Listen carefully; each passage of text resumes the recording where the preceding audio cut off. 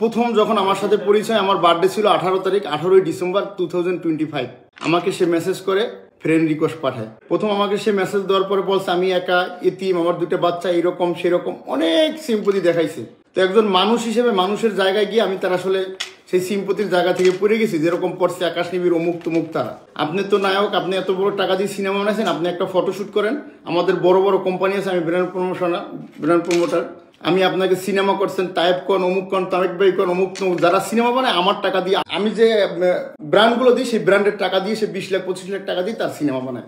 তো একজন প্রযোজক, যেহেতু আমি সিনেমায় কাজ করি, সিনেমা বানাইছি, আমার যদি একজন টাইটেল স্পন্সর দরকার হয়, যে যদি গুছোই দিতে পারে, এই জন্যই তার সাথে আমার সাথে আসলে কথা বলা।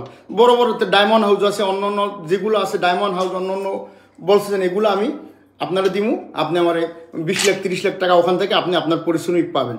আপনার কি করতে হবে, আপনার ফটোশ্যুট করতে হবে। ফটোশ্যুটে নায়িকা বুবলি, নাই পরিমণি, অপবিশ্বাস, পূজশ্রী, দিঘি, বিদেশি নামিম, যে কোনো একজন থাকবে, সমস্যা নেই, এটা আমি ম্যানেজ করে নিব। সে করবে, তারা করবে আমার কথায়, আমার কথা তারা সবাই শুনে।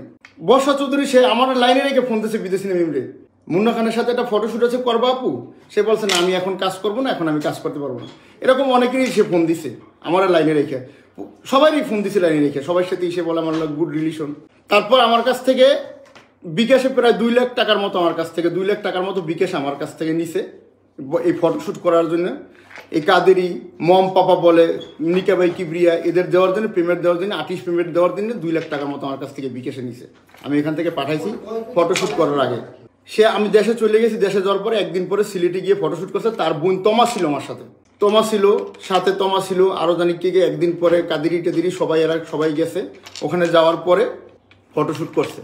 ফটোশ্যুট করার পরে রাত্রে ড্রিঙ্কস করাইছে, বিভিন্ন রকম সিম্পিতি দেখাইছে, বিভিন্ন রকম দেখাইছে, সারা জীবন আমি তোমার পাশে থাকবো, আমার বন্ধুই থাকবো সারা জীবন।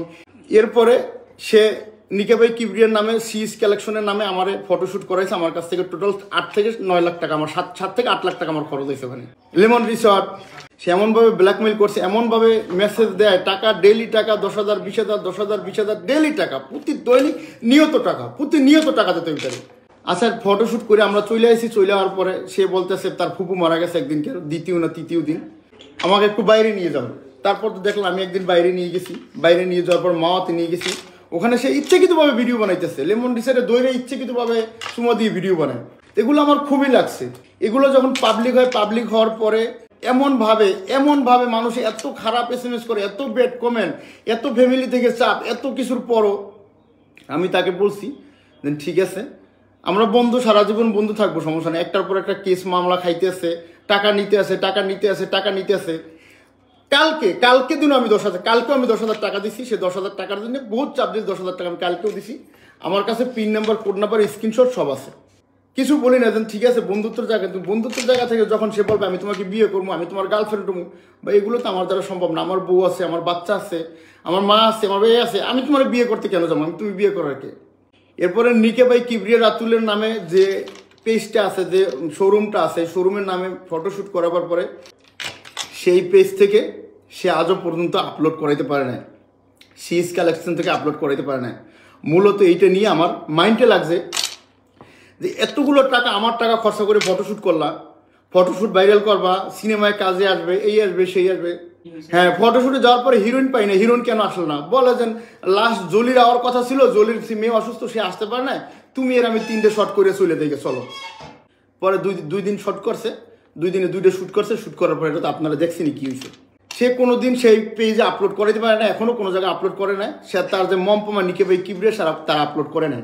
তো আমি বলছি আমার মান সম্মান খোয়ানোর তো কোনো প্রয়োজন ছিল না। এরপরে আমার বিভিন্নভাবে বুঝাইয়া এইরকম সেই রকম, তার বাচ্চাটা কোলে দিয়া, তার মেয়েকে দিয়ে কনভেন্স করাইয়া এরকম করছে। করার পরে যখন আমি মানুষের কথা বুঝতে পারছি না আসলেই সে ব্ল্যাকমেইলার। আমি হোটেলের ভিতরে মেকআপ রুম থেকে বাইরে গোসল করে আইছি, সে পিছন দিয়া সে ফটো তুলতেছে, ভিডিও করতেছে, তার ড্রেস আপ দেখছেন, সে তো মেকআপ করে আইছে। আমিও চাইছিলাম যে আমি কথা বলবো না, সে তার মতো থাক, আমি আমার মতো চাই। আমার টাকা পয়সা যা খাইছে, যা কিছু খাইছে, ভালো থাক, সে ভালো থাক। কালকেও আমি 10,000, কালকে না একদিন আগে আমি 10,000 টাকা পাঠাইছি, দেখে নিদি। বলছে 10,000 টাকা দাও, টাকা না দিলে আমি কোনোভাবে করতে, আমার 10,000 টাকা দাও। লাস্ট 10,000 টাকা দিছি। সিপি নাম্বার, কোড নাম্বার দেখেন, ভালো করে একটু দেখেন। এই যে 10,200 টাকা খরচ সহকারে, কোড নাম্বার তাই 3টে 6 স্ক্রিনশট আছে। আমি এই পর্যন্ত যত টাকা দিছি সবগুলো আমি বের করে স্ক্রিনশট দিব। এর পর্যন্ত কত লক্ষ টাকা আমার কাছ থেকে ক্যাশ তো পাতিগুলো তো রাখতে পারি না।